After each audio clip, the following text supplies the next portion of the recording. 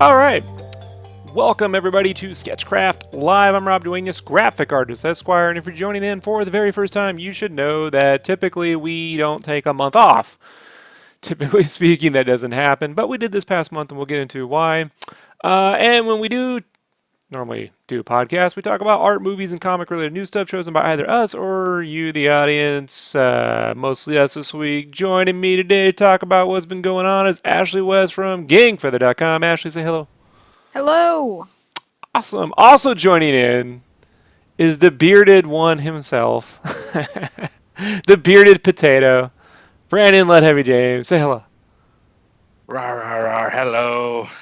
I wish I could get you. I got to make you a new icon with a big. I'll just send you a picture with my big woolly beard. Zangief potato. I do look like Zangief. Yeah, yeah, I really do. You're gonna go from Kingpin to Zangief. I'm German, but my wife does say I look very Russian with this beard. She's like, "You look like a big Russian." I'm like, "All right, very Zangief life. Let's go." Very nice. It's pretty epic. Oh, look at that haircut. Look at that nice new haircut Rob got. Looking snazzy. Thank you, Brandon. All right, so let's get into it. Wow, we got some drop frames. I'm figuring out the internet, folks. Let me tell you what's been going on. So last month I moved from my studio in California, San Diego, all the way over to the land of potatoes, right here in Boise. I live right outside of Boise. I live in a place called Meridian. It's like the Spielbergs of of Boise. It's a nice area. And man, what an adventure that was, folks, to pack up the whole studio and get a crew to take all your stuff across 3 states. And I really thought like the moving part would be difficult, but I didn't expect that. Actually went smoothly. Two things went weird. One, my cat got stupid. I don't know. I got some sedatives for him, put him in the car with me, and the first day he was fine. The second day he just got all stupid before the sedatives kicked in and pulled out one of his claw nails, and there's fucking blood everywhere. You have no idea. We had I thought I got to get him to a vet when we got back. I had to get him looked at, so he's all healthy, and it's ridiculous. It was like his first day of prison, and he's just like, I'm out. Yeah, I tap out. I don't want to be here. He's never been out of in a little transporter that long. He's like 8, so for him he was like, what the fuck. And then 2, for some reason my studio went to shit. So I plugged everything back in. This is the new studio back here. You can kind of see, and I plugged my Cintiq in. Everything was working fine, and I had this USB adapter. Now, I probably made the mistake of not getting the highest quality USB adapter. And I normally plug my Cintiq directly into the computer, but I wasn't paying attention. I plugged in the USB adapter. Something went wrong. Fried my USB hub on the Cintiq. Ugh. Dead. So the monitor worked, but the USB portion of it, no dice. And so I just fell out of warranty by a month or 2. Like it usually happens, yeah. Yeah, so that had to go back. Now I have a backup. The problem with the backup was, one, Brandon, you had the pen to this. This is an older Cintiq, an 18-inch. You giveth and you taketh away. The 20-inch, whatever's WSX. And then 2, there was a power supply that came with this, and I threw it away on accident on my move out. I thought I don't know what I knew where it was, and then I remember throwing things out, and I must have somehow thrown it out. So I had to get a new power supply, had to get the Cintiq up, and then I went to go, okay, I'm going to stream now and get my art back. And this headset, this is a new one. The one I used to use was plugged into that same USB adapter. Guess what fried the headset? These things are $50, these little things here, And so I had to get a new USB adapter that was surge proof and all steel graded and certified. Had to get a new headset. Now my internet, I haven't gotten to the internet. The internet in Boise is data capped. So all you artists out there should learn that when you go around the States, sometimes, like where I'm from, California, you just pay a flat rate, use as much internet as you want. It doesn't really matter. But in some of these other areas, they have data caps. So for residential, the highest plan they have is 500 gigs a month in bandwidth. And I was doing the math back home, and I was pushing around there. So, uh, yeah, that wasn't going to work. So basically, I had to get business, a business account with the cable company out here, Cable One. That took forever to verify because I'm a sole proprietor, not an LLC, and then it took weeks and weeks. Finally got that set up. And then the modem that I have was no longer compatible with their network. So I had to get a new modem. Oh, folks. You When know, it rains, it pours. like, and everything else, like, relatively went smoothly. The TV's fine, the sound system's fine, all the other equipment, PS4, everything works. But all my shit broke. So, yeah. Now, the studio I'm in now is smaller than my last one by about a third. But I have another room. So the room that's actually right adjacent to me, all my like shipping goes in there now. So I'll have a dedicated room to my prints or my future books and sketchbooks and game cave and whatnot, and a dedicated print like boxing station set up. So in a way, I got Nice. more space. And so in here, it's super open. Like if Brandon, you came over here, when you do, you'll see this place sometime. Um, you remember my last studio, Brandon, was really crowded. Oh yeah, I had to sit on the floor and like in a quarter. Yeah, not That anymore. was So plenty of room. I love the area. But I'll be honest, folks. You get to like the month mark, and people are like, I can see someone put on the comments on the cast, are like, so there's no internet in Idaho. I'm like, no, there's internet in Idaho, man. Just like, just fucking dude. Still haven't been paid for that cover I did before I left. Still waiting to mm, get that going. So you we're. need your image covers up in the background here. I don't see no Savage Dragon, It's no gonna go Spawn. right where the yellow light is. Right, All right. if I can kind of right there. It's gonna go right there when I get it up. I have to get a stud finder. I mean, Mm, so I can put those on the wall appropriately. When you rent a home, they have rules about how many things you can put on the walls.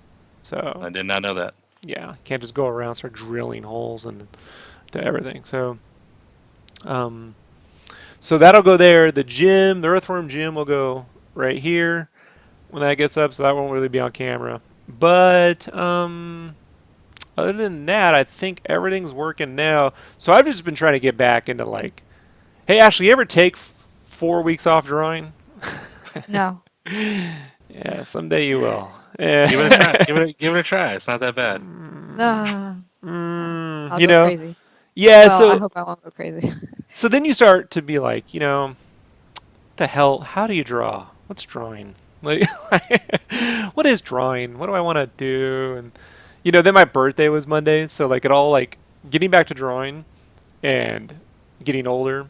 It's not a good idea. Like you start to think about all the things you haven't done on your 38 years on the planet. It's really bad time to be introspective. So I started going through that, and I'm like, oh, then the insecurities as an artist come in. You're like, I suck, and game over, man. Everything's horrible. And I know it's madness. I've been through it many, many times before. But I kind of have a question to that. sure. And my thing, do you ever, with that going on, do you ever have kind of I want to quit being an artist moment, or just like this is just No, it's just I just tend to think, am I ever going to be able to produce work that can consistently entertain people? I think where I'm at now hmm is, a game cave's taken an insane amount of time. And then all the times I've done comics, everything's been shelved. Even when I started doing regular covers for Skylanders now, we're at the 9 month mark and now they want a new cover, like one every 9 months. It's not a career. You know, that's not yeah. even a football season. You know what I mean? Like, Or what is that? Like, or if you do covers and they never get seen the light of day, or you don't hear back from them or you have to at change all. them so much, it's not even your art anymore. All right. That happened on the Yeah. Mega Man cover. So they sent it to. Oh. So apparently the Mega Man cover is official. Like they actually get officially approved by Capcom. I didn't know this. Had I known this, I would have really tailored the specifics of like its face and stuff to what they're doing. I thought it was just whatever I wanted to do. hmm But no, so Capcom came back and they're like, he looks too much like a man. He needs to look like a What? boy. Yeah. Oh my, but his Why? name's fucking Mega Man. Like, No, it looks perfect. It looks great. Okay, I don't know what the whatever. so I had to go and add. When you guys see the final thing, it's not my. I just went and took a face they previously did, traced over it, and gave them their face back because I had no time. I'm like, you just get your own. And then they had notes on their face. I'm like, it's your face. Here's your shit. I just took the face, put it on. There's your So wait, face. let me get this straight. The one that you posted, they had a problem with his Yes. feet on that one? Mm-hmm.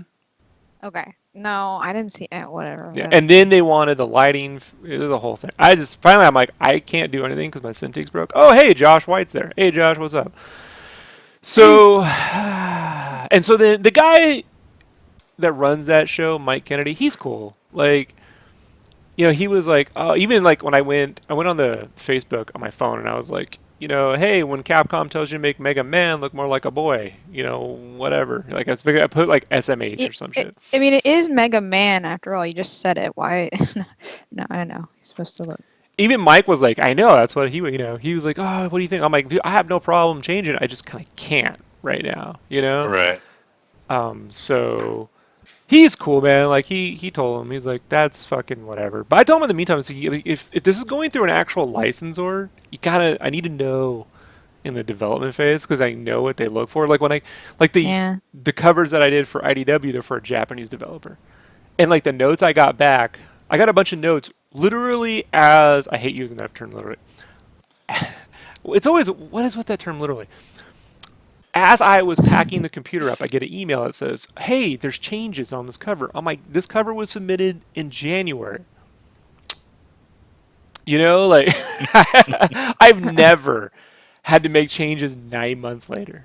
Like, I was like, so I replied. This is what I replied to IDW. It's funny because I'm an asshole. I go, did you actually get on a boat and sail to Japan and bring back the notes? Like, because that's how long it would take if you got on a boat and went to Japan. It would take about 9 months to get the fucking notes and come back. I'm like, what?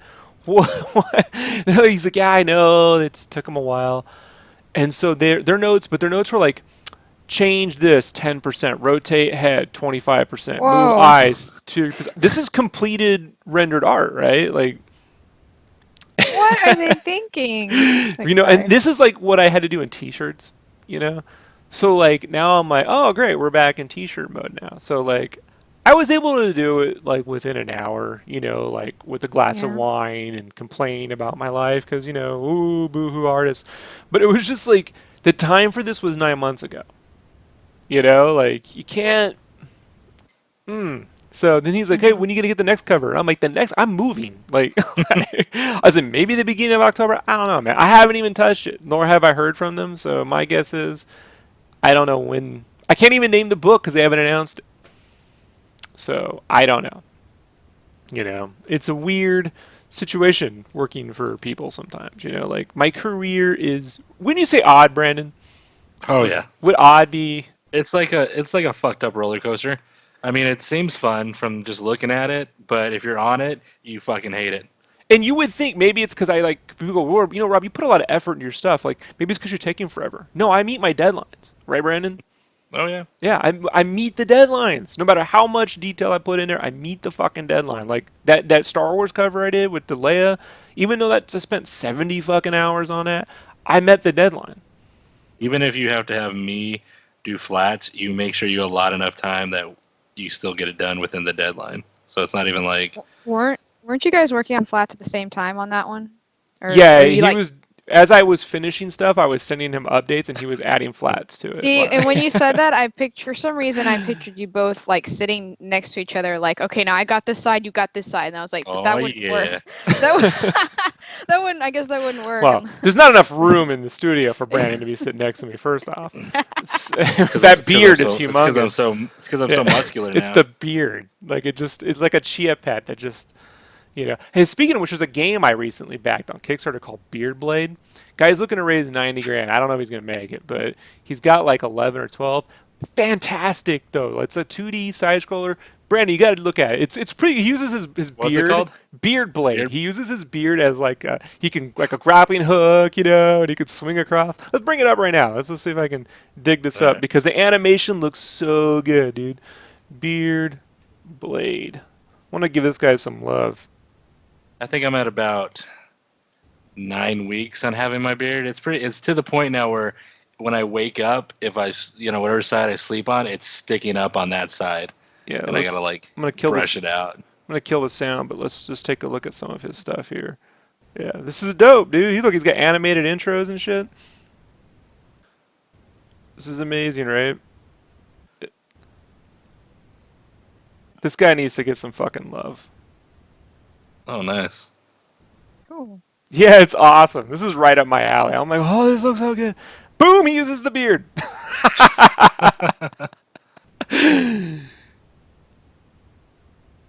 Beard blade. And you gotta look at the gameplay, dude. I'm still on the animation. I gotta wait When till... you get to the gameplay, it's amazing. And like he's when he wall climbs, his beard grows 2 hands and it Oh, climbs that's up the wall. funny. Yeah, I see it now. Oh man, he's jumping up and his beard's crawling. yeah. That's clever. Okay, that's pretty funny. How awesome is this? It's like a good mix of, I want to say, Sonic and maybe like Shovel Knight. Yeah, yeah. The animations are so good. He's like, so smooth. His beard turned into a fucking concrete block. Yeah, this guy needs to get a lot more love from like Kotaku and Polygon and stuff. Like that is just a beautiful looking game. That is. Is it just the one? I mean, how many people are working on this? Is it just one dude or? Is there I more? know of the one guy. I don't know what the actual crew is yet. I haven't dug into. Yeah. And maybe I can message him on Twitter, see if he wants to. Yes, if we can put him on Chat the it up. cast, dude, we can do an interview while he's doing. Hit him up. I'll hit Brandon. him up. I will. But I definitely backed it. I'm like, this guy's got to get some love. I also backed Wasteland 3 on Fig. They needed to raise 2.7 million. They raised it in like 4 or 5 days. It's crazy.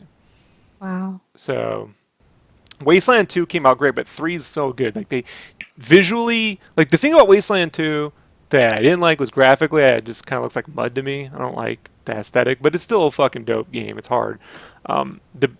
They kickstarted that. It went. I got the box copy. Everything went well. But 3 is beautiful, Ashley. Like they put the setting in the snow now. So just imagine Mad Max in the snow. That'd be neat. And it's turn That'd be based. pretty interesting. Yeah, it's turn based. You got a squad of people. Although Mad Max in the snow, I mean, the closest comparison I can think of is like some Borderlands or place where it's all snowy and stuff. But you got to check out Wasteland 3 on Fig. What were you gonna say, Brandon? Speaking of Kickstarters, Ashley, your Kickstarter was fully funded, right? Yeah, it was fully funded. Wait, He's like, wait, hold on. Ashley, your Kickstarter was fully funded, right? Yeah. Woo! Ooh, yeah. To be fair, Brandon, it's like 10:30 where she's at. So No, whatever. It's not that. I go to bed at like 3. This is like 5 o'clock. Well, then you amp that shit up. Yeah. Oh man, everyone, that is probably the most enthusiastic I've ever heard, Ashley. So that's good. That is good. Fully funded. That's good. I don't even have a Kickstarter.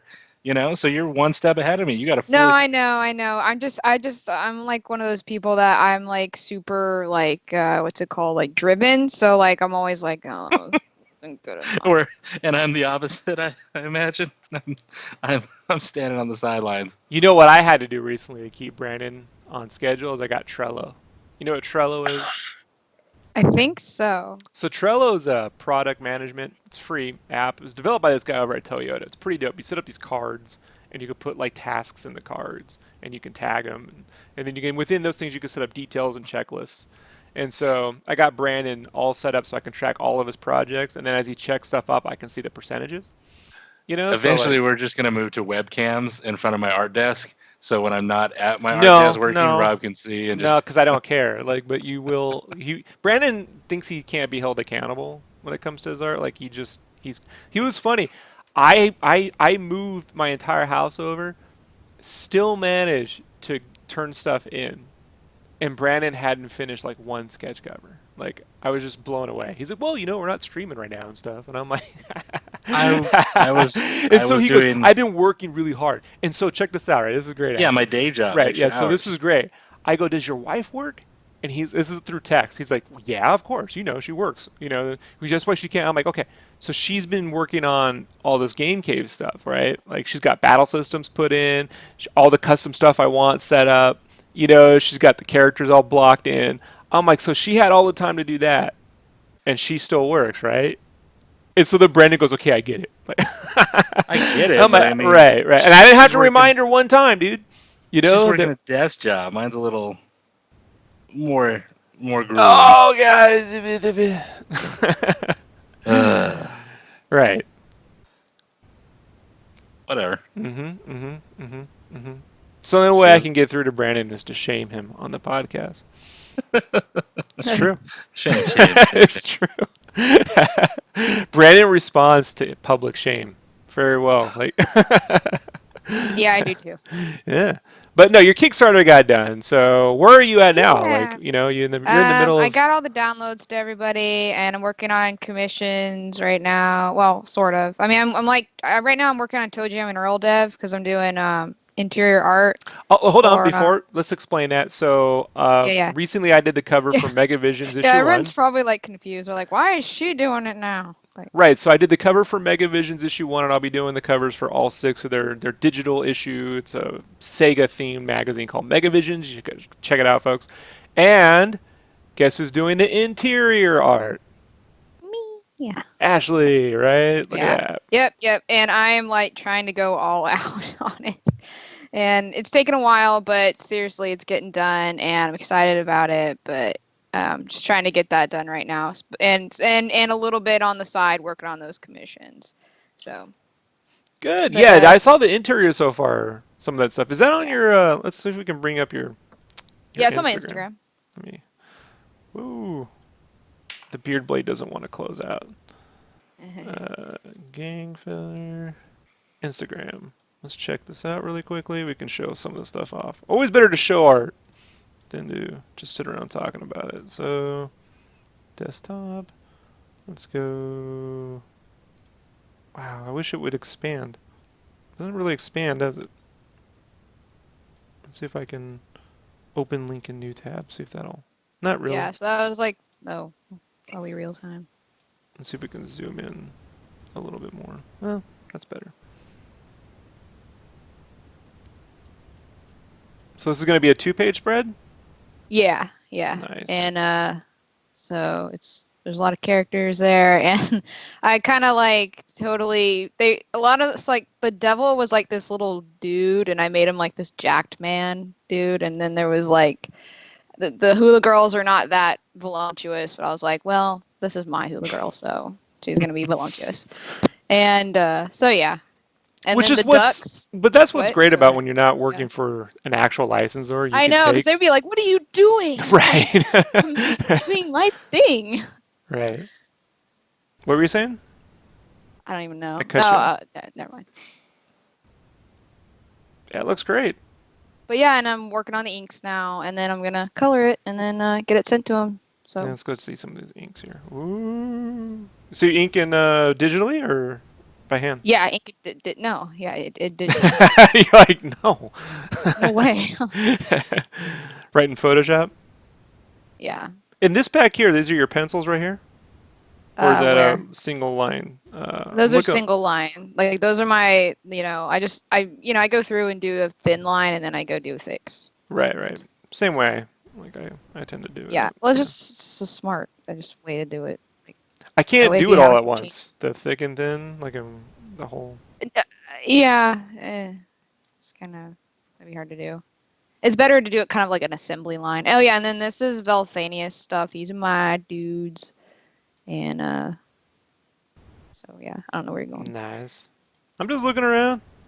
Okay, it was really funny on that one where I posted it. It's like Thane and Alexa's boobs are like kind of like, okay, no offense, balloon tits, sort of. Somebody commented and they did like this flower and then like a face, and I was like, what does that mean? And it's really funny what people will posts sometimes. Right. They go, there's no way that would ever be realistic. And I'm like, They didn't even post that. It was like this person and they're like flower and then what face? Like it was really weird. It looks great. Looks really good. Awesome. Yeah. And then you're gonna sell all the pencil arts and stuff too, right? Sure. Well, you definitely should with the Toe Jam and Earl. Yeah. Get that up and available. So nice. All right, Brandon. What else you got on the list? What else are we gonna talk about here? Stuff and things and stuff. I went and saw Mrs. and I'm going to butcher the name, but I don't care. Mrs. Peregrine's Home for Peculiar Children. I liked it a lot. It was like a really creepy version of X-Men. How I always wanted the like X-Men school grounds to be and look, and how the kids interacted. The screenplay was by Jane Goldman. She wrote the one for Kick-Ass, X-Men First Class, and Days of Future Past. She didn't write Apocalypse. That's why it sucked. But I liked it a lot, and I liked that it was set in like the 40s, and it made me think about when you were talking about how you wanted the Fantastic Four to be set like in the 60s, right? Yep. To have that kind of old feel, and it didn't have to be new Marvel or new era. You can have these movies set in the past and still have them be really cool. And I liked the movie. It was 2 hours. The first hour and a half was really good. The last 30 minutes was kind of but it happens. But it's what I always wanted, like an X-Men movie to be, like really creepy kids. They don't even know how to use their powers. They're not really taught how to fight. They're jealous of each other. I thought it was a really good movie. I don't know if you guys will ever watch it, but I think it's worth watching if someone out there was debating on seeing it. That's one thing. Yeah, well, I like Jane Goldman. She's a great writer. And I know she Right. did a lot of prep on Days of Future Past. She didn't actually end up doing the final script or whatever, but Oh, okay. like when a lot of people are like, "Oh, Days of Future Past is so good," I'm like, Matthew Vaughn and her were prepping that movie for almost a Right. year before he moved to go do Kingsman. Right, and she wrote the screenplay for that too. Yeah, so she tends to go where he goes. And so Right. when Days of Future Past came through pretty strong, I'm like, right. And then you see Apocalypse. Yeah, that was We're right back, in like X-Men 3 territory. So right. that's cool. I mean, I know the tomato meter wasn't so high on that, but it's hard to say sometimes with odd films, like when it's weird, right? So you get a typical Marvel film, and the consensus that the internet kind of goes, well, we've seen this all before. And then when you show Right. someone something different, I think then it's like, well, it's weird, Yeah. or there wasn't enough ethnicity. I think there was like a social justice thing on Twitter that there's no black people in this, and I don't know, like that. Samuel L. Jackson was in it. He wasn't in it very long. He's the main villain, which that's the only thing I think it suffered from. It did a really good job of setting up the problems that all these people have, and they're in like these time loop kind of things, but they set that all up perfect. It was great. Go ahead, Ashley. Wait, what movie are you talking about? Mrs. Peregrine. Oh, okay. I thought you were talking about Kingsman for a minute. No. No, that's a radically different film. Like, Yeah, but I thought But you said Samuel. L. He is. He's the Jackson. bad. Yeah. I know. Yeah, that's why I was like, wait a minute. Well, he's the he's bad in guy everything. both Don't of you know that? Yeah. Like, he's in, But he's yeah, in the everything. main bad guy in this movie and Kingsman. Okay. So, Okay. but he's not in it that much. They don't really use the villains that much. It's more of a just dealing with the kids and dealing with the way they are kind of thing. But it was really good. I liked it. It's what I would like to. If there's an X-Men book like that where it was just these off-branch schools, all over the world, not just the main Xavier one, I would like to read something like that. I'm going to read these books. I don't like reading books, but I'm going to borrow them from my buddy and I'm going to read them. I don't like reading these books. I like my comics. I like my manga. Oh, good. Oh. Yeah. Maybe I'll get one of those. I told digital you, readers. man. My favorite Superman story is It's Superman. Uh-huh. And it's a book it's a one-off. It's its own little universe. It's set in the 1930s during the Great Depression and the Dust Bowls, and it's about Clark traveling across to from Kansas to Hollywood. He becomes a stuntman in Hollywood, and Luther becomes an alderman, and he ends up getting a hold of robots, and then the Superman part doesn't come up forth to the very end, but the book predates Batman Begins, and if you look at it's Superman, you could see the template for kind of like the Nolan take, like on sort of like making something like in a grounded universe, but it deals with like extreme poverty, the racism in the 30s too, like all sorts of shit. It's really cool. People have complained. There are complaints in the book that it's slow. I'm like, it's fucking awesome. It's like the Netflix Superman show, like the show you'd never get on the CW. Speaking of which, so I'm way behind on TV, right? And I decided last night, why don't I go watch this Supergirl thing because Superman's in it, right? I'm like, I'll turn this on.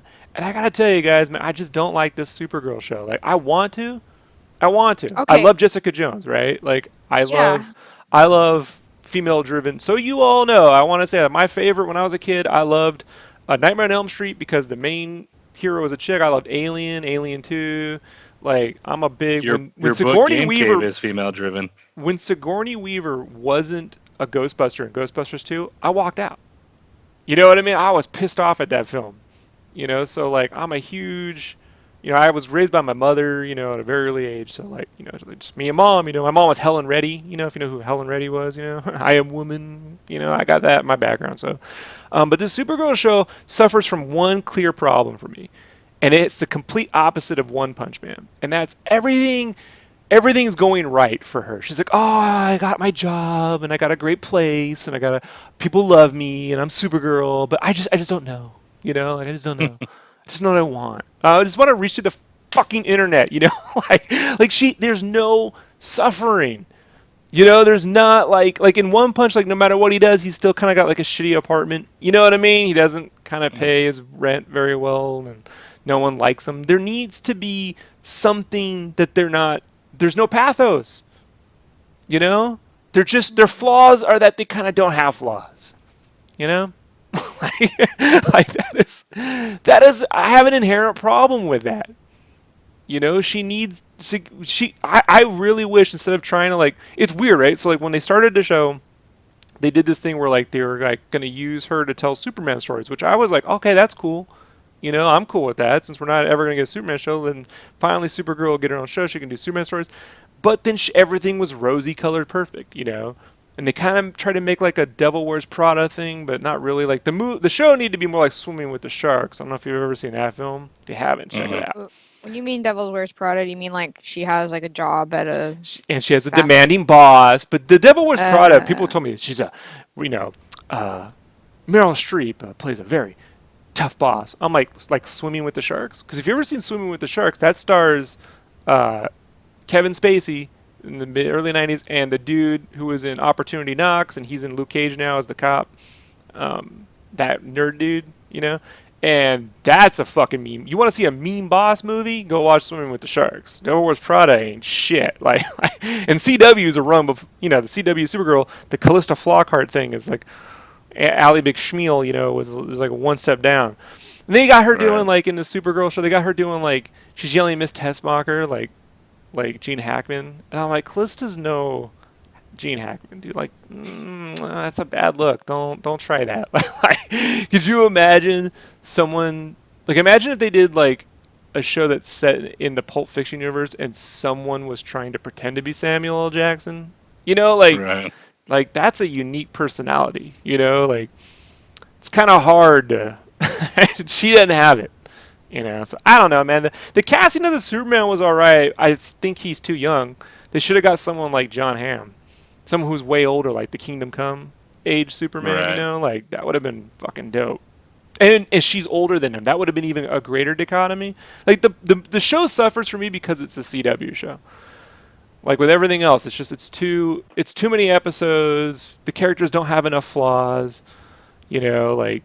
I don't know, man. Like you watch that, then I turn on Luke Cage, and I'm like, oh shit! The show is crazy. It's awesome, dude. Like, I do have a complaint about Luke Cage, and it's a minor one, but I will say this, and this is not spoiling anything, folks. It's just a minor nitpick, and that's on Netflix. They always said when they were going to do the Marvel shows that they weren't going to do a bunch of recaps every episode, They're just going to shoot it like one long movie. So, in a typical Buffy style television format, say in this episode you learn Buffy has a sister. In the next episode, she has to remind you that she's her sister. Like they kind of do these like Right. reminding things. They do it on Arrow in the worst possible way. And because like when Felicity will go, and because remember that time you were on an island and stranded for 5 years. Like you're in season 3, episode fucking 92.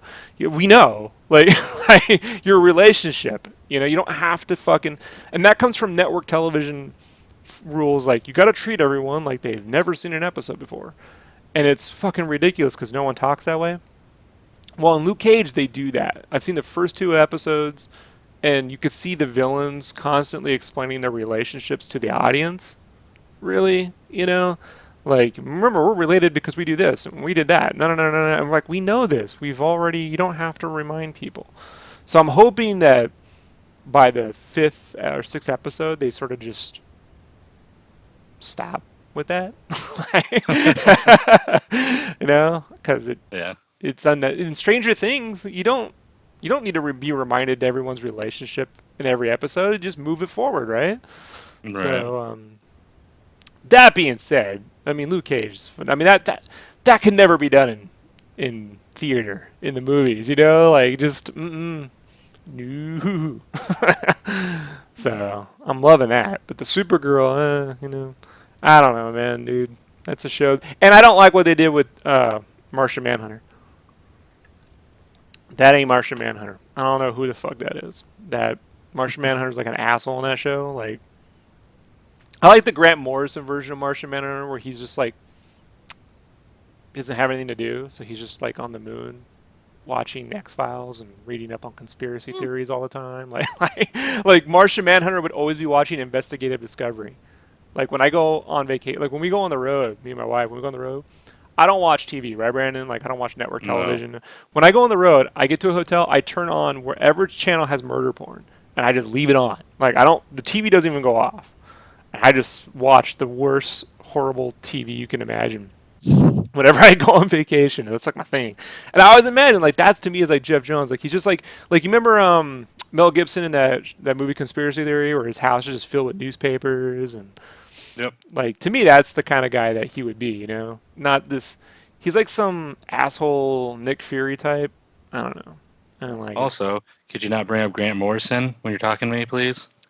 You know how I feel about that guy. Ashley, you know that story, right? Actually, I don't. I was like, what's wrong? Oh God. Okay, so Let's tell the story, Brandon. me and the wifey went to the first and only ever Grant Morrison con. Okay, he had his own convention in Vegas, Yeah. and I was like, sure, why not? Let's go, because there was Jim Lee. It's been so. Jim Lee's there, so Jim Lee's there. Gerard Way from My Chemical Romance, a bunch of other artists, and it's supposed to be like a more intimate. You get to meet them, hang out, kind of bullshit. It was a waste of time, waste of money. I'm the first one in line to meet Jim Lee and get a sketch from him, okay? So I get a Jim Lee Wolverine sketch in my book, okay? Probably the only chance I'll ever get to get art from Jim Lee.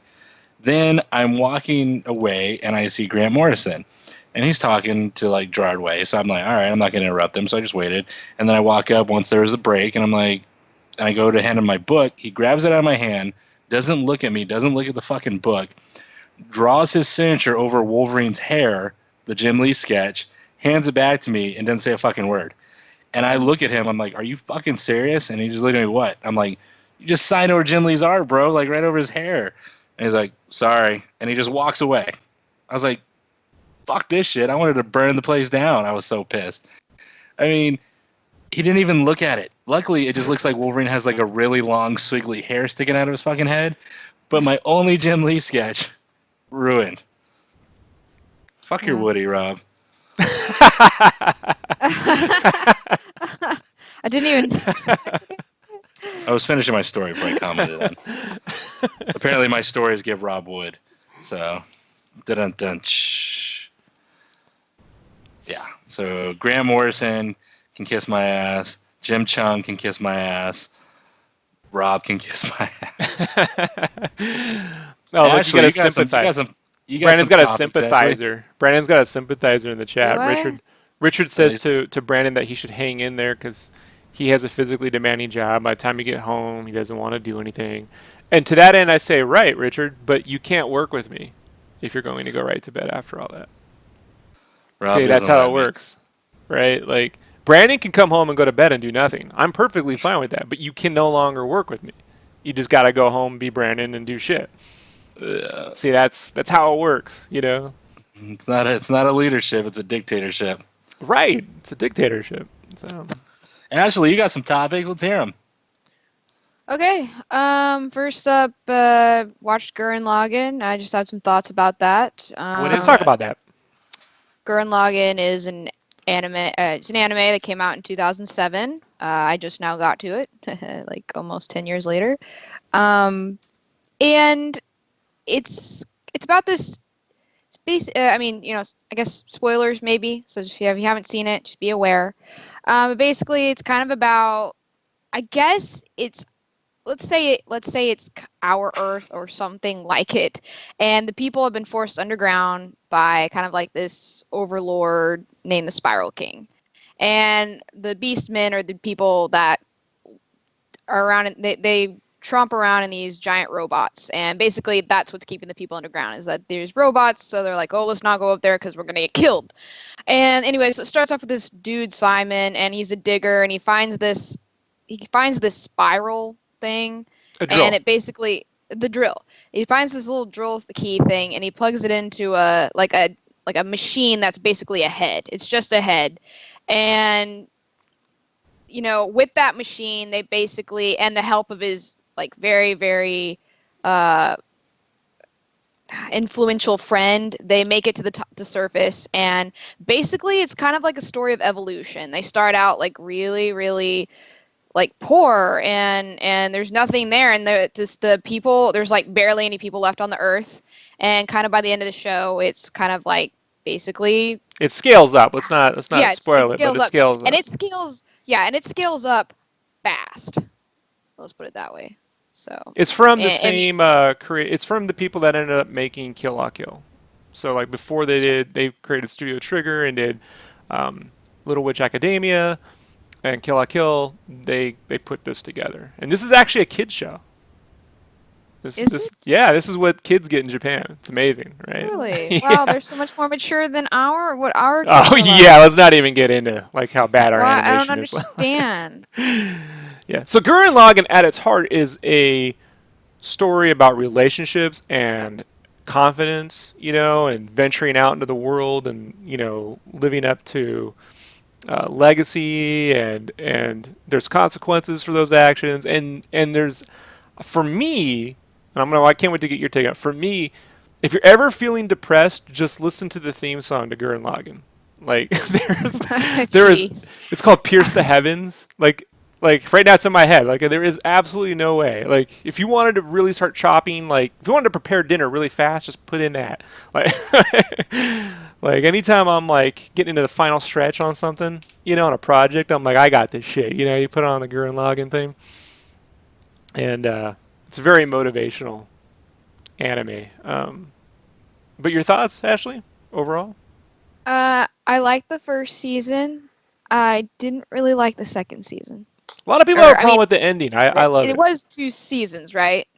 Or was it one big long season? Well, it I'm turns. kinda, It just yeah, I there's mean, it's basically every anime has a point where it hits this point and then the credits change, right? So the characters go through yeah, different arcs. So yeah. yeah.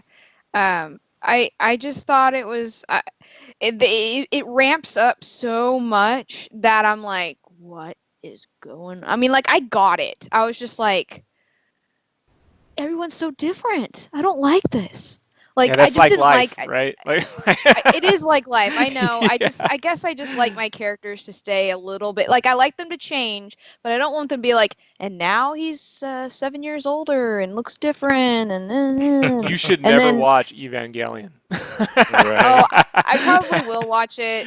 I haven't watched Ooh, it. you want some characters who grow and change. Just wait. Yeah. You I know? mean, I guess, and to like, I don't know, just like I liked the first season. I guess I just didn't like some of the way the characters changed. I know people change. That is real. Yes, I get it.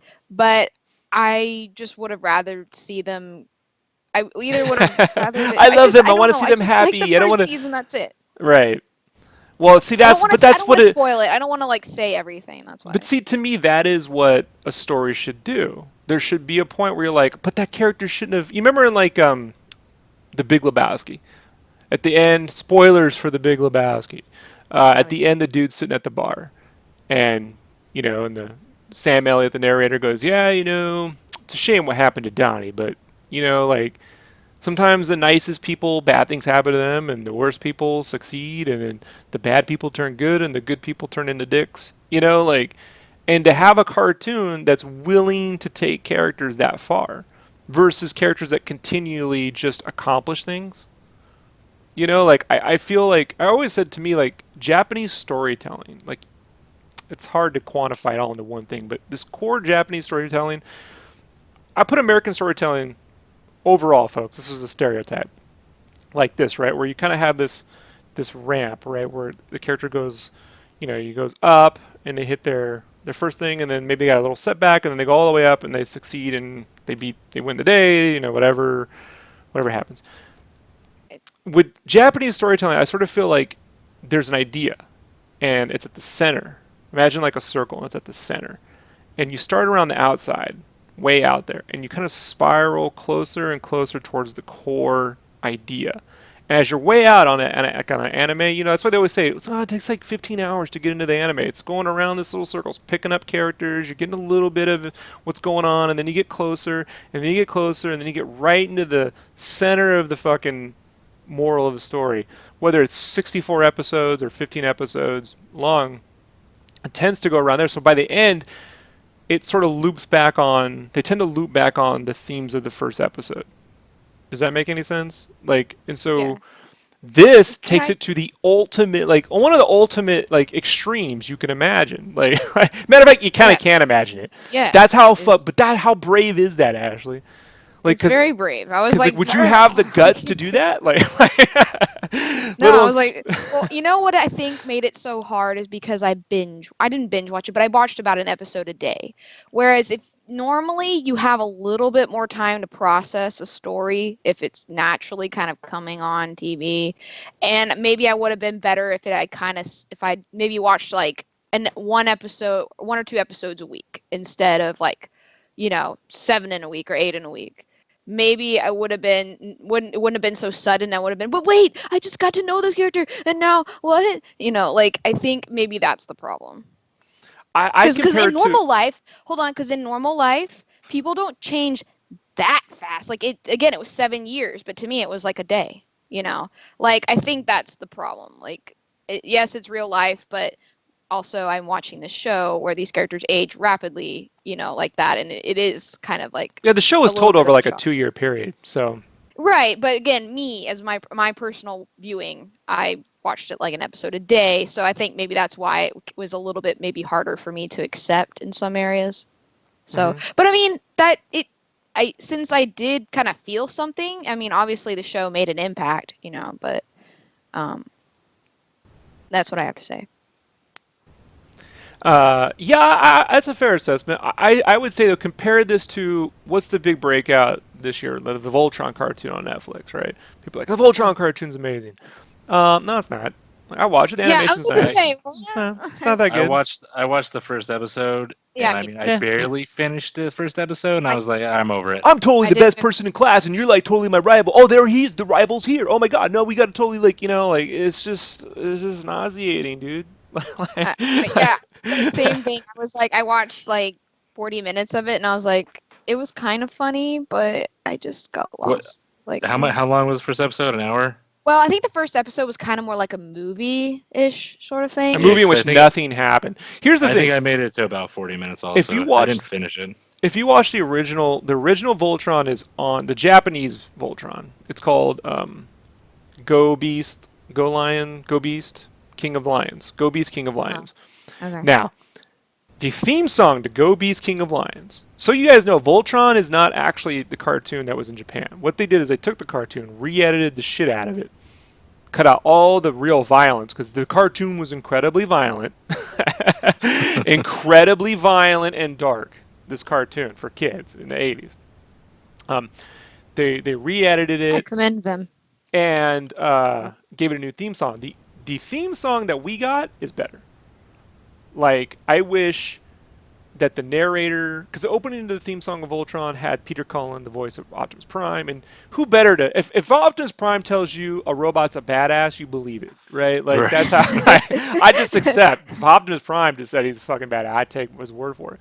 But the story makes no sense in Voltron. You go, okay, so they're a band of space explorers who are trying to find Voltron and bring him back. How come they never leave the planet? These things don't make any sense because they're not supposed to leave the planet. That's not the story in any way, shape, or form. The story of Voltron, the essential story, and you find this out in the beginning of Go Beast, is that he was a robot who was super strong, and he was defeating monsters across the galaxy. And he kept defeating monster after monster. Finally, he challenges the queen of the universe. Apparently, God is a female in this, right? So it's awesome. He challenges the queen of the universe. He defies God, and God crushes him, splits him into 5 parts. You know what I mean? Teaches him fucking holy smackdown lesson. And the lack of Voltron being in the universe allowed another race, the bad guy race, to appear and wreak havoc everywhere. They've obliterated Earth.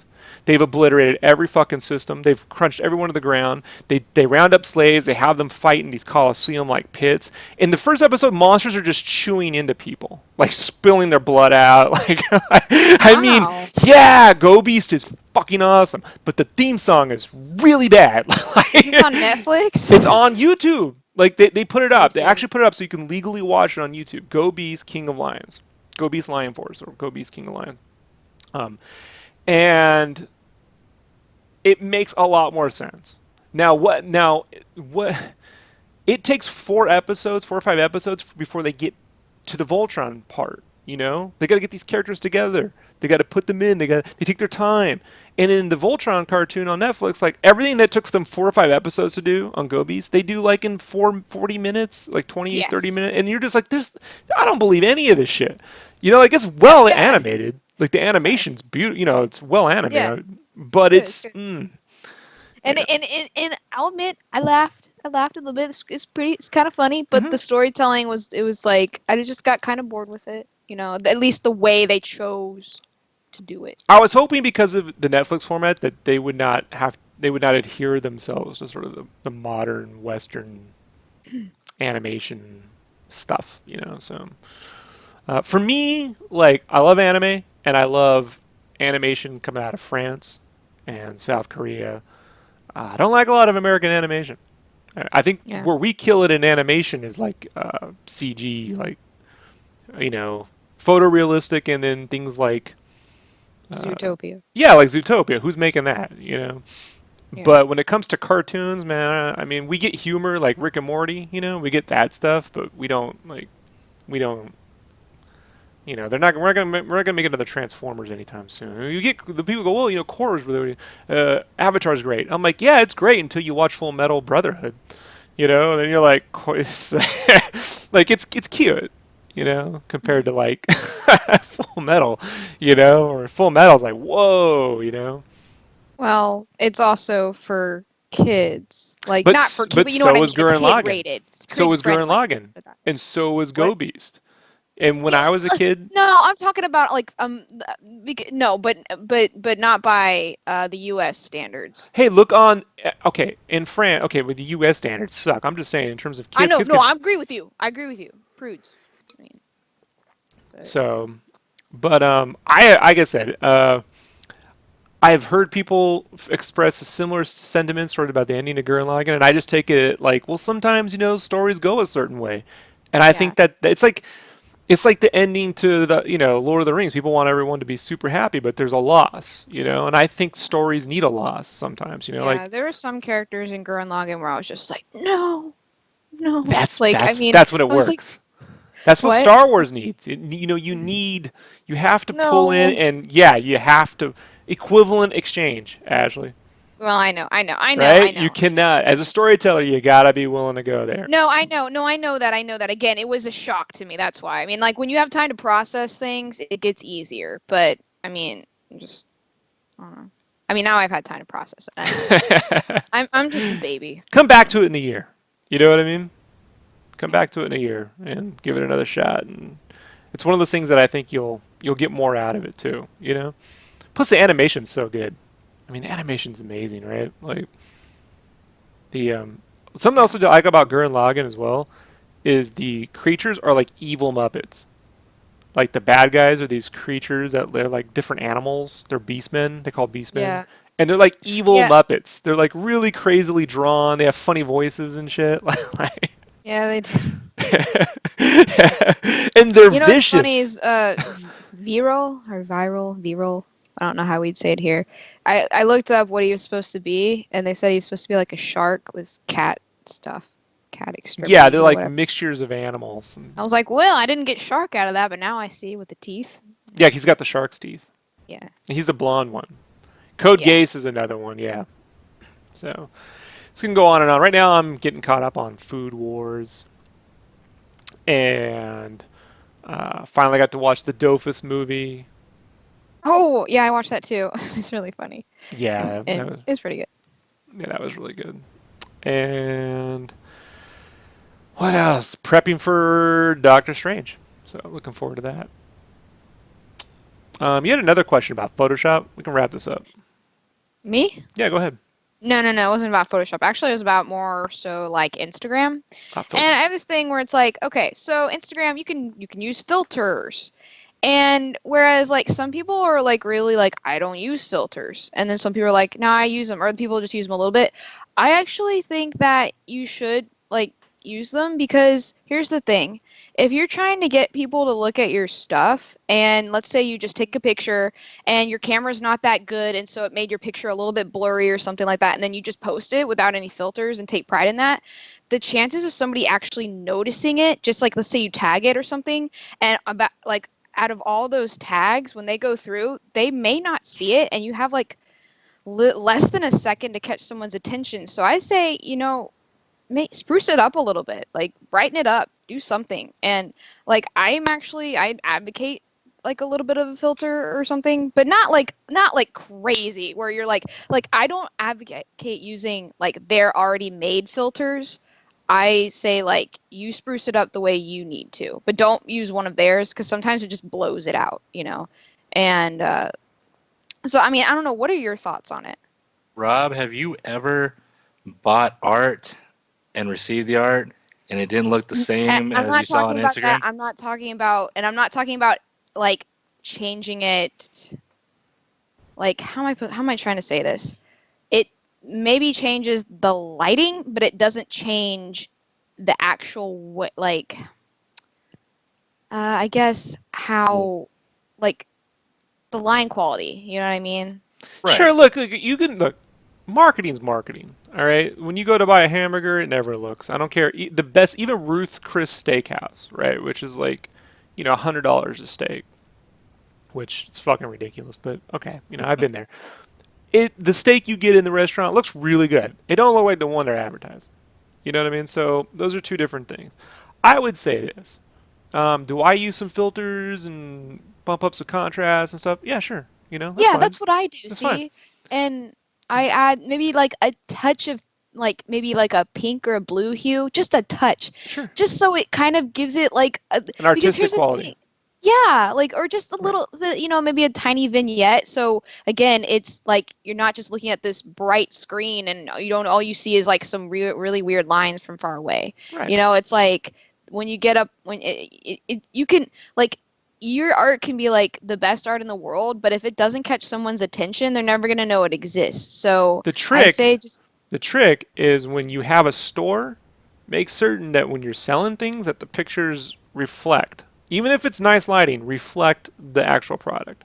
Because like Brandon said, I have bought art from pretty well-known artists. I don't want to name call, dude, but Right. and I've received it and been like, this is not the art. I mean, it's the art, but they fucking photoshopped that. This is not what it looks like. When you see my Copics, and then you receive the Copics, I think the Copics should look better than what you saw on the internet.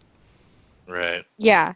Yeah, like that's Versus what the I other way mean. around. Like I'll see my stuff sometimes. I'll be like, that looks great, and I'll take a picture, and the lighting's like really bad, and it'll look like all yellow, and I'm like, really? And that's when I like go back and kind of like try to fix it, and like if the camera made it a little bit blurry, I try to like sharpen the lines just a little bit. But look, films have color grading. It's called color grading. Yeah, I'm not going to sit there and like say the Matrix is all green. Now I take umbrage with that because the Matrix was not all green in the first film. They went back and fucking changed it after the second and third film.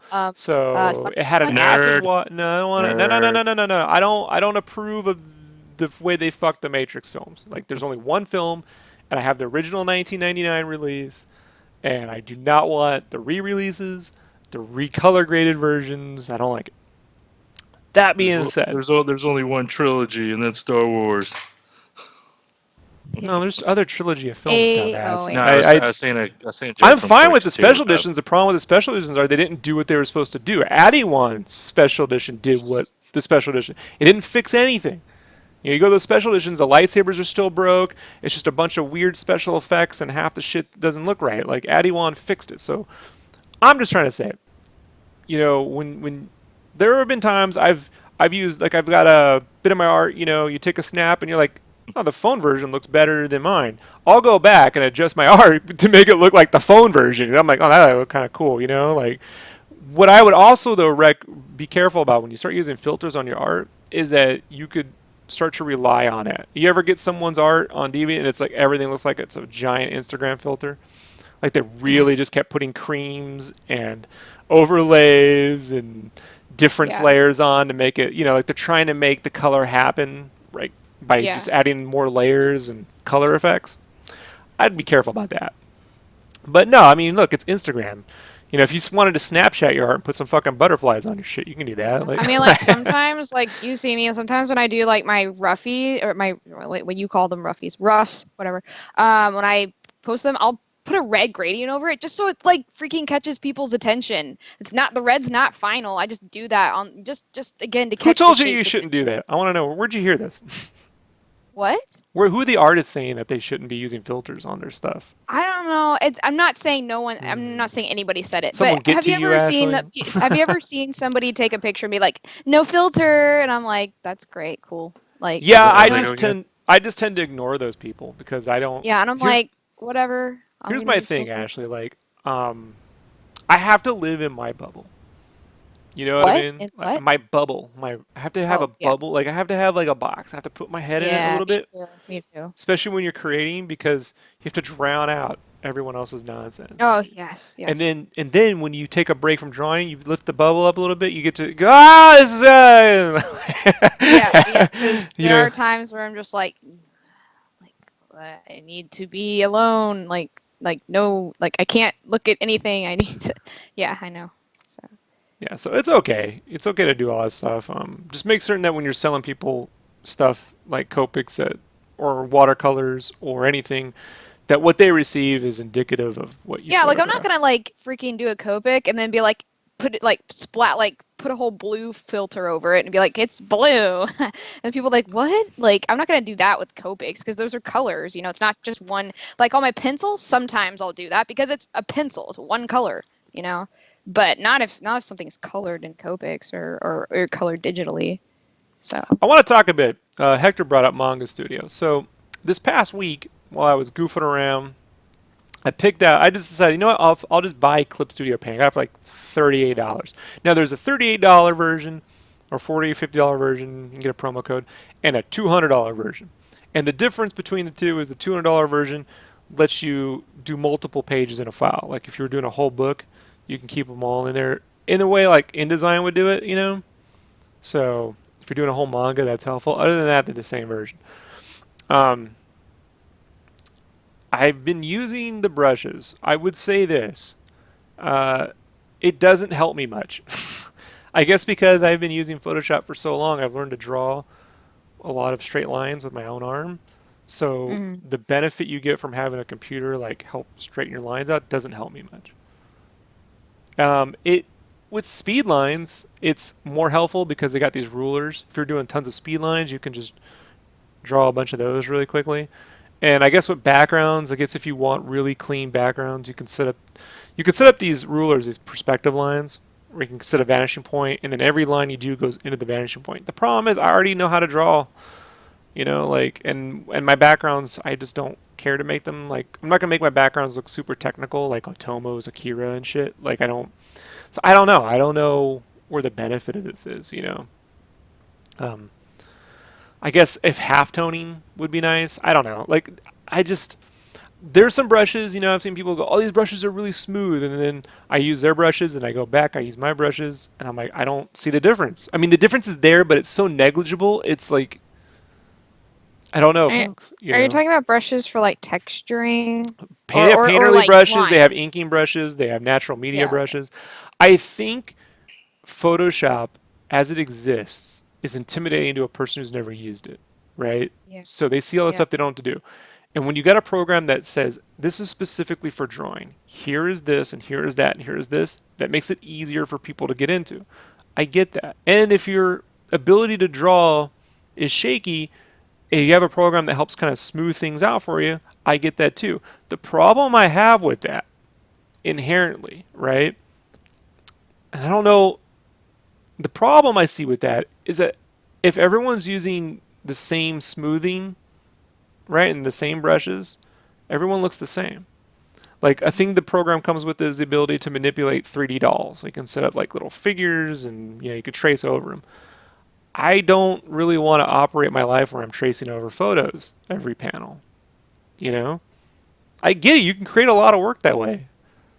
I get it. Like, if you had to draw a soccer manga and you needed to make sure you had realistic poses and you got to constantly trace so you can set up people doing soccer, I get it. I just don't care. So I don't know. I mean, I'll play with it more, but I just feel like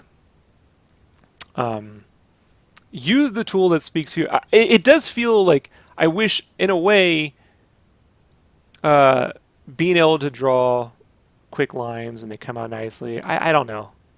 I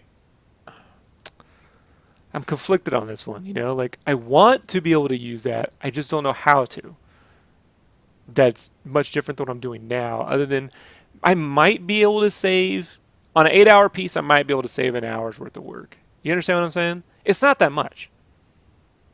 And pure to the point, I sort of feel like at that point maybe you should just be inking traditionally, because then you'd have the art to sell.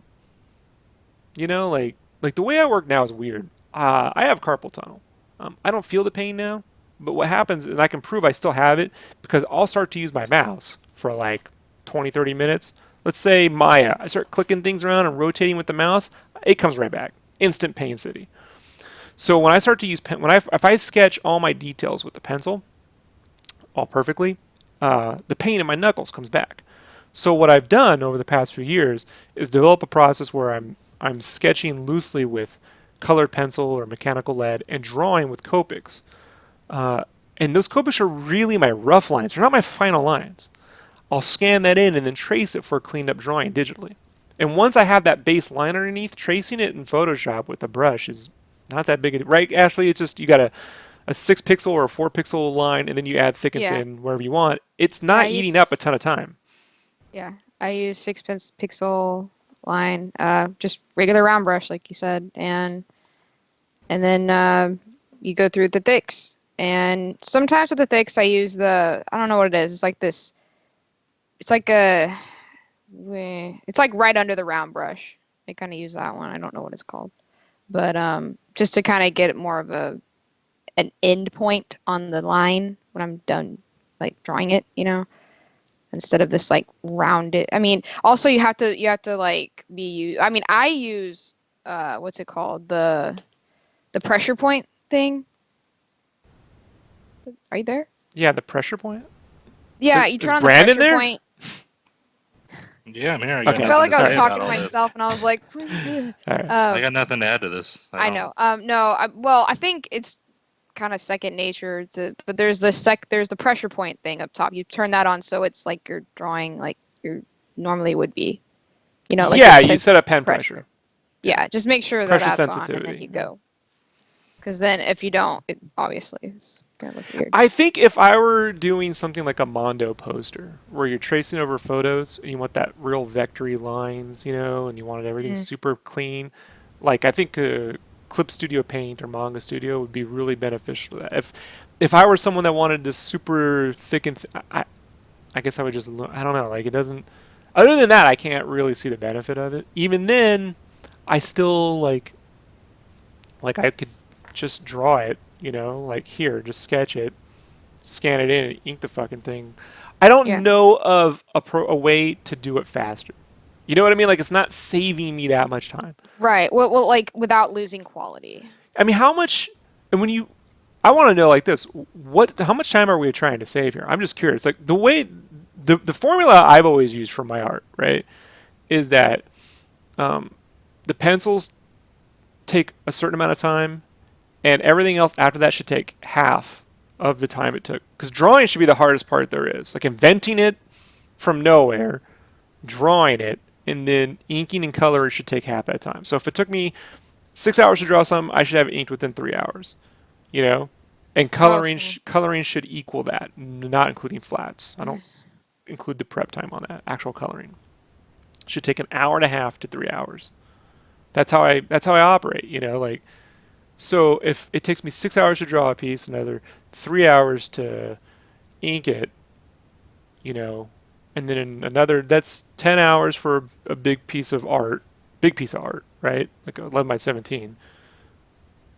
Maybe 12 hours for that's still I mean, I'm trying to figure out how would a vector tracing thing, you know what I mean? Like how is it going to speed up more time? Where am I going to get that from 6 hours to like 3 in the drawing? I don't know where that's coming from. Like I just may not be that good. Like I'm just not a Jim Lee, right? Like so it's just going to take me a certain amount of time. And I find that once you find the acceptable level of quality. Well, I think that also that just comes in with how the style of your art. Like some people, the way that like some people draw maybe a little bit rougher, and some people draw a little bit more clean. And if you're drawing a little bit cleaner, sometimes it is going to take a little bit longer. Like I'm just saying, like I think it just depends on your style of art, how long it's going to take. Right. Yeah, so like, I don't know. I mean, like I don't know either, Ashley. I have no answers for this. I don't know what people are trying to help me with. Like I keep thinking like maybe people sometimes feel that they can help by going, well, this right here will help me do what? I don't. Is it going to help me? Like, am I going to? I was drawing, like 9 hours, and now I'm drawing in 2. Like that would be an acceptable. How's that going to happen? Like, how am I going to cut out? Okay, case in point. Yeah. No, never mind. Go ahead. Well, case in point, like when I'm doing, say, the things like the Battletoads piece, and I got all these game boxes, the warp tools in Photoshop are far more better for that than whatever the hell Clip Studio Paint uses. They're not even remotely the same. So I still got to do that in Photoshop. Like I don't, and when I draw, I don't know. Like I just, I want to believe sometimes, Ashley.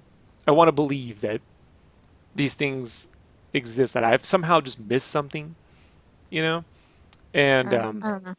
I don't even think about them. I mean, I don't even. Well, you don't get a ton of feedback right now. Just wait. Yeah, I know. But then if people did, I don't even know if I'd be like, oh. Save you money on the. That's what it comes down to. Hector says save you money in the program. Well, it's $40, and Photoshop is some other amount of money. Well, I already own Photoshop, so I've spent the money. Or if you have Adobe Dream Suite, you can get like everything for like $50 a month. Yeah, I don't want a monthly bill though. I like. I'd rather just pay the $600 and own. No, I don't want to do that. I've already made my money back though, Ashley. So. I know, but I've already done that before. Well, I mean, I have done it. Yes. I don't know. Brandon, do you have any thoughts on this whole program thing? Oh no, not at all. I think at this point in the game, Rob has what he needs to make the art. I mean, if you like the art, which you obviously do because you're following Rob and you're watching this podcast and video, then he has the tools to make amazing art and do it the way he needs to make it. He does everything in Photoshop. If any time he needs to outsource it, it's maybe a Maya program or anything other than that. But anything people do in these little quick new programs, Rob can do it all in Photoshop. So it's just a waste of time. Yeah, because then I'm spending 3 days. I'm spending 3 I do days. too. I'm like a big Photoshop I can't say that word. Advocate. Thank you. Aggregate. I Sounded out with claps. no. Advocate. Right, Brandon. I get it. But yeah, I mean, you guys are boring the shit out of me with that whole thing. It just basically comes down to it that anything that might save you time, you'll spend more time just trying to figure out how to learn it than actually getting down to doing the artwork. So it's like when this comes back to the whole how'd you make the watercolor splats? You took some watercolor, you splat it on some paper, and you scan it in. Well, people spend 4 hours trying to find watercolor brushes or splats online. It's like just make the shit yourself and get it done. Yeah. You can make it happen with one tiny little, just one brush. I mean, you don't need all the brushes. You don't need all the different kinds of brushes in the world. You just need probably one or two, maybe three, just depending on. I'm sorry, I'm going off. No, go ahead. I'm. All right, we're on an hour and 18 minutes, Rob. Do we I continue? did do a video. I'm going to post a video soon. I recorded it actually before I left with Mike and Jonathan Rector. You should check out his YouTube channel. He's a dope artist. Was mentioning another program, an auto flattening program that it's going to flatten your colors for you. He's like, why don't you try that? And I'm like, it's not going to go well. So I'm going to post it up this week. And it didn't go well. And because what the program does is crazy, and for what I do, it doesn't make any sense. So, but it was just another case of, well, I'll give this a shot. And then I could just imagine, Brandon, you saw that, right? The Battletoads, where it was all the crazy. Yeah.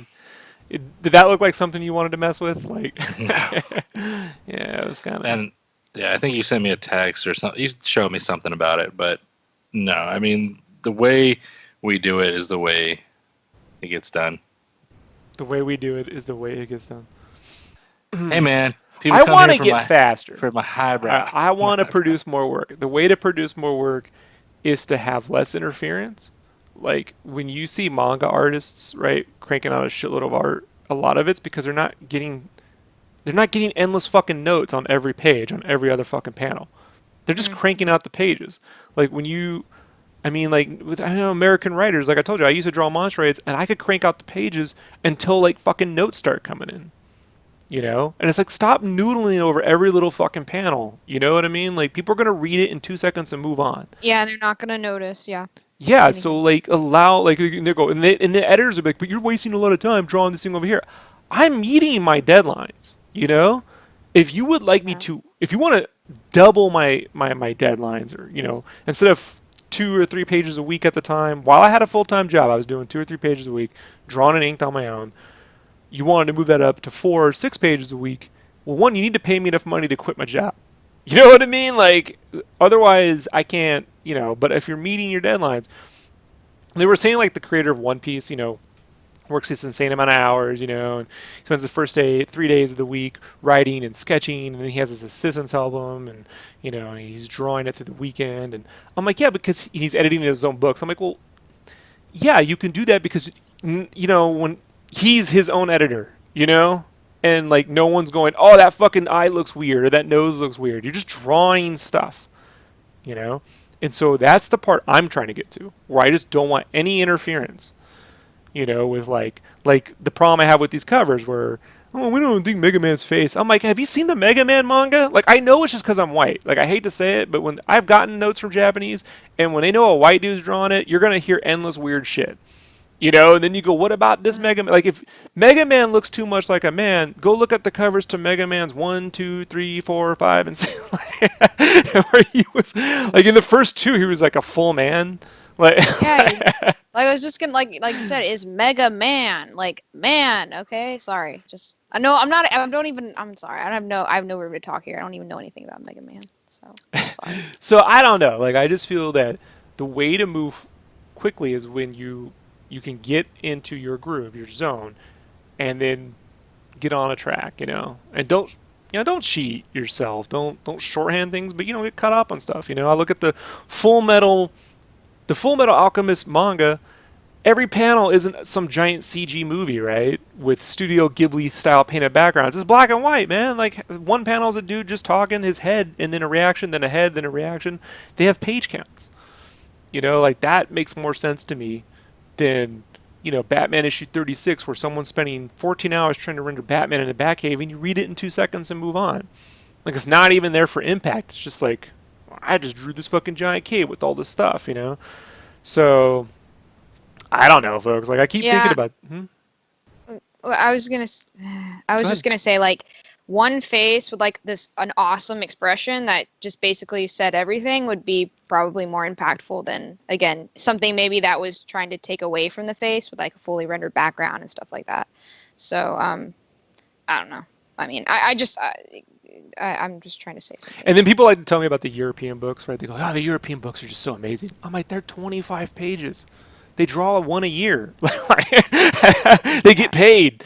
You know, like because people read, because they have fucking trains and shit, and people got to read. I don't know. You know, like you got to figure out what you want in life, you know. And so I'm done screwing around with these programs. Like, you know, I spent the money. I'll make some videos, and we'll go through the pain of it, you know, live. But so this is all the things I've been doing. It's an extra long cast because it's been an extra long fucking month. We will be back. I want to do a gaming cast this week, Ashley, if you can do it. I'll see if Wesley's talking to me. I don't know. I haven't heard from Wesley. And we should go into Beardblade. Brandon, you got to hit up the Beardblade guy. I will. Beardblade. And then we'll do another podcast next Monday. And I will be streaming probably tomorrow. Probably. Maybe even later tonight. We'll see. We'll see how I feel. So, anything else? Anyone got anything else they want to add? I just want to say I was super excited to have this podcast back up and be a part of it. I am too. I don't believe Brandon. I believe Ashley. Wise. Mm-hmm. All right, everybody. That's it. So, Ashley, where can people find you on the internet? You can find me on Instagram, and I'm Gang Feather. And Brandon? You can find me on the gram at Lead Heavy, Lead Heavy. All the links are below. You can find everyone right there. Click on the links. Go say hi. And they work.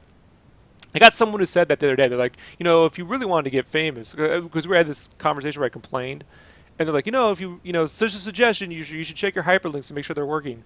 I'm like, they work. Maybe one didn't, but they all work now. Like, I know they work, folks. Like, and believe me, I don't have like a lack of popularity because my hyperlinks aren't working. Like, that isn't the problem. Nah, it's just because you're an ass. I even told him, I was like, you know, if I just had books that would ship and I could get my shit out, that'd be a whole other thing. That being said, really quickly, folks, Game Cave Development casts are coming back too. And Brandon, we have some cool shit to show off, don't we? Yep. So Sure do. that's going to be cool. Can't wait to show off all that stuff. All right, everybody. I will see you all soon on the next SketchCraft. Talk to you. Bye. Say bye, everybody. Say bye. Say bye. Say bye. Bye.